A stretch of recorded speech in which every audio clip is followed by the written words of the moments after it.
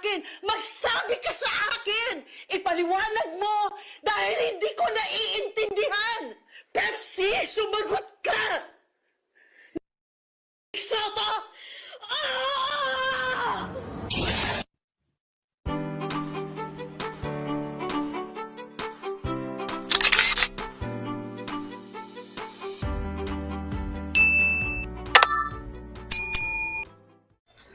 Welcome back sa aking YouTube channel, Jeremy's TV, Manila. So medyo segue muna tayo guys. Kasi medyo mainit ang balita na to tungkol kay Bossing Vic Soto na kung saan ay dinimanda itong si Direk Daryl Yap dahil sa pelikulang The RAPE of Pepsi Paloma. Mas marami ang nakakalam dito. Yung mga early sa 80s, di ba? 1985 yata to nung panahon na yon na kung saan ay meron nga nangyaring hindi maganda at talagang balitang-balita na ang sabi di umano ay yung mga Tito Vic and Joey ang mga may kagagawan nito. Kasi ginawang pelikula ngayon, di ba? Nitong si Daryl Yap at ang isa sa mga trailer o teaser ay talagang nabanggit. Nabanggit kasi kaya nagalit itong si Vic Soto, 'di ba? Tinatanong kasi nitong si Gina Lahar na gumaganap bilang nanay nitong si Pepsi Paloma kung sino ang nag-rape sa kanya. Ang sabi niya ay itong si Bossing Vic nga. 'Di ba? Talagang binanggit kaya talagang hindi napigilan. So, nung panahon kasi yun, 1985, sikat yung mga artista, mga sexy star na ginagamit yung mga pangalan ng soft drinks, di ba? Kaya nga merong Coca Nicolas, merong Sarsi Emmanuel, mga soft drinks yan nung araw. Di ba? Hanggang ngayon naman meron pa. At ito na nga namayapang si Pepsi Paloma. Kasi nung time na yun, bata pa lang yan. Itong si Pepsi Paloma at taga Olongapo.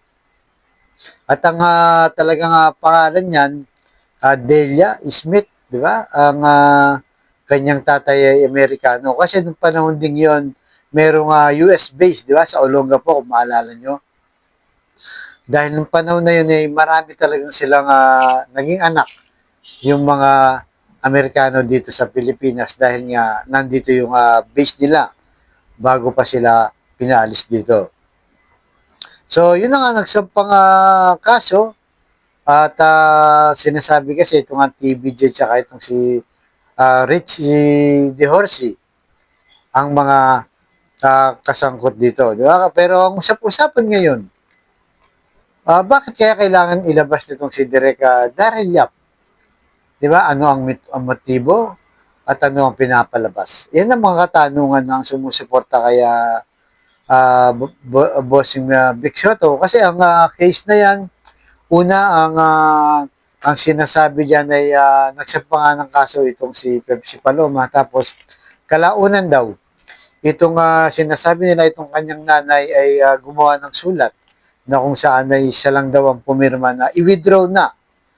I-withdraw na yung kaso sa Tito Vic and Joey at itong kaya yumaon na rito, Richie DeHorsey. Subalit yun na nga, pagkatapos nun, hindi na natuloy. Ang sabi diyan ay hanggang piskal hindi na umabot sa korte. Kaya kumbaga parang wala naman talaga yung kaso na yun. Pero yun na nga, yung si Pepsi Paloma kasi ay nag-suicide. Dahil siguro na-stress yung bata at di natin alam. Siyempre, mga personal na naranasan niya yun. Kung totoo nga ba yun o hindi. At ang sinasabi nga na ang producer daw, totoo kaya itong si Senador Amy Marcos na kung saan ay sinasabi na di umano ay pinababagsak itong si Vico si Tito Soto kasi alam naman po natin na malakas siya sa survey. Number 3 yata itong si Tito Soto.